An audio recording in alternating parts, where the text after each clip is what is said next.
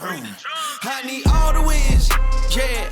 Ain't no L's, I gotta get it, no call and quits, yeah. Gotta keep on moving no matter how hard it gets, yeah. Better move out the way, cause I'm coming with harder hits. My head is as hard as a brick, but I'm harder than all it is. You better move, you might get knocked out, knocked out. You better move, you might get knocked out, knocked out. You. Hey guys, name's Darryl. Behind me you've got my 1998 Hilux called Sedate. Got the full Trims by Sean interior, showcasing Rockford Fosgate sound system, Dakota dash, normal door with a suicide door, and then the Cadillac lights at the rear.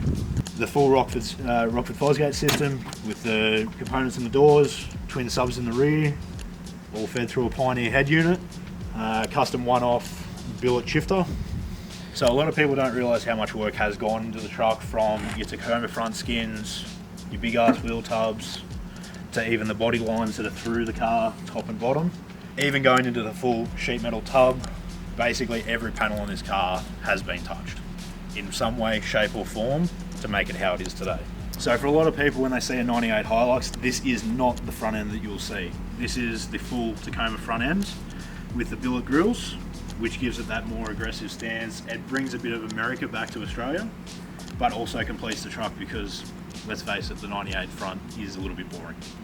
So with the 1UZ, we took the existing engine, changed it a little bit, so it's got the MP 1900 blower on top, LS1 coil conversion, the bigger Plazmaman throttle body, with obviously the Wilwood brakes to pull this thing up, VY brakes throughout.